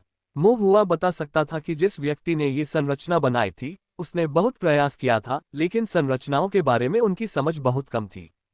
मुंह हुआ ने मोटे तौर पर इसकी पुष्टि की। ये चाचा झांगलैन की करतूत थी। चाचा झांग ने जानबूझकर इस मिश्रित संरचना का इस्तेमाल करके डिब्बे को सील किया था। क्या वो कुछ छुपाना चाह रहे थे? मुंह हुआ उत्सुक था। कुछ सोचने के बाद उसने उसे खोलने का फैसला किया। उसकी उंगली के एक थपथपाने और उसकी दिव्य इंद्रिय की हल्की सी हलचल से मोह पैटर्न उभर आए और उसने तुरंत ही बॉक्स पर बने ढांचे को खोल दिया, जो खुल गया। बक्से के अंदर एक स्क्रॉल था। यह पुस्तक पुरानी थी और ऐसा प्रतीत होता था कि यह हस्तलिखित थी। शीर्षक पृष्ठ पर कुछ भी नहीं लिखा था, लेकिन अंदर रहस्यमयी मध्याह्न रेखा चार्ट और विस्तृत पाठ थे। दूसरे लोग शायद भ्रमित हों, लेकिन मुंह हुआ ने तुरंत पहचान लिया कि यह द्वितीय श्रेणी जल पासिंग चरण गुप्त मैनुअल, यह उनके लिए छोड़ा गया था। अंकल झांगलैन। मुंह हुआ पहले तो स्तब्ध रह गया, फिर बहुत भावुक हो गया। उसने गुप्त पुस्तिका के अंत में जाकर छोटे छोटे अक्षरों की एक पंक्ति देखी। हालांकि लिखावट जानबूझकर धुंधली की गई थी, फिर भी मुंह हुआ, जो बनावट में निपुण और लेखन कला से परिचित था, बता सकता था कि यह झांगलैन की लिखावट थी। सम्मानित पारिवारिक मंत्र बिंदु का अपमान न करें। एक अनाम दयालु चाचा द्वारा छोड़ा गया। मुंह हुआ के दिल में गर्माहट फैल गई और वह खिलखिलाकर मुस्कुराया। उन्होंने झांगलैन के दयालु व्यवहार को अपनी स्मृति में अंकित कर लिया और योजना बनाई कि यदि भविष्य में वे फिर मिलेंगे तो वे उसे एक बड़ा उपहार देकर उसका बदला चुकाएंगे। तभी मुंह हुआ की आंखें चमक उठीं। इस गतिविधि तकनीक से उन्हें बहुत मदद मिली थी, इससे उनकी तत्काल आवश्यकता पूरी हो गई थी। बिना किसी क्रिया तकनीक के एक आध्यात्मिक साधक बिना पैरों वाली भाप से पकी रोटी के समान होता है। हर कोई उसे खा सकता है और वह भाग नहीं सकती। सीखने के लिए एक नई गतिविधि तकनीक का चयन करना अधिक कष्टकारी होगा और निश्चित रूप से उतना प्रभावी नहीं होगा। संरचनाओं की तरह, चाहे वह साधना तकनीकें हों, मंत्र हों या आंदोलन तकनीकें हों, सभी वंश निरंतरता के सिद्धांत का पालन करती हैं। प्रथम श्रेणी, द्वितीय श्रेणी, तृतीय श्रेणी, मूल बातों से शुरू करके यह एक क्रमिक प्रक्रिया है। इस तरीके से सीखना ठोस आधार, गहरी समझ और मजबूत प्रभावों के साथ दोगुना प्रभावी होता है। द्वितीय श्रेणी जल पासिंग सटेप के साथ, भले ही वह कियान राज्य में चला गया, उसके पास फाउंडेशन स्थापना क्षेत्र के विलक्षण लोगों के खिलाफ खुद को बचाने के लिए पर्याप्त क्षमता होगी। मुंह हुआ ने राहत की सांस ली। इसके बाद उन्होंने द्वितीय श्रेणी जल पासिंग सटेप सीखना शुरू किया। वह प्रथम श्रेणी के जल पासिंग सटेप में अत्यंत कुशल थे, इसलिए उनके लिए द्वितीय श्रेणी सीखना अधिक कठिन नहीं था। जैसे जैसे समय बीतता गया, मुंह हुआ का वाटर पासिंग सटेप द्वितीय श्रेणी फाउंडेशन स्थापना के मानक की ओर सुधरता गया और प्रथम श्रेणी की तुलना में द्वितीय श्रेणी के जल पासिंग सटेप में कई अधिक परिवर्तन और जटिलताएं थीं। लेकिन जब मुंह हुआ को अभी द्वितीय श्रेणी जल पारगमन चरण की कई जटिलताओं को समझना बाकी था, तो उसे कुछ ऐसा पता चला जिसने उसे दंग कर दिया। प्रशिक्षक यान की शादी हो रही थी। प्रशिक्षक यान ने उसे यही बताया था। मैनेजर मो ने मुंह हुआ के हाव भाव देखकर सिर हिलाया और कहा, जब मैंने ये खबर सुनी तो मेरी भी आपकी तरह ही नजर आई। प्रशिक्षक यान, वह किससे शादी कर रहे हैं? मुंह हुआ खुद को रोक नहीं पाए और पूछ बैठी। ये वही महिला है जिसे हमने पिछले दिनों देखा था, जिसके बाल बंधे हुए थे और चेहरा सादा था। वह दिखने में तो खास आकर्षक नहीं थी, लेकिन उसका व्यक्तित्व बुद्धिमान और गरिमा में था। मैनेजर मो ने विस्तार से बताया। मुंह हुआ को याद आया, ये वह सुंदर और शांत महिला फॉर्मेशन मास्टर थी। इस विषय पर बोलते हुए वह प्रशिक्षक यान के लिए काफी उपयुक्त प्रतीत हुई। लेकिन मुंह हुआ ने भौहें चढ़ाईं। सचमुच हैरान, प्रशिक्षक यान उस महिला से कैसे मिले और बात शादी तक कैसे पहुंची। मैनेजर मो के चेहरे पर ऐसा भाव था मानो कह रहा हो, अगर मैं आपसे कहूं तो आप विश्वास नहीं करेंगे।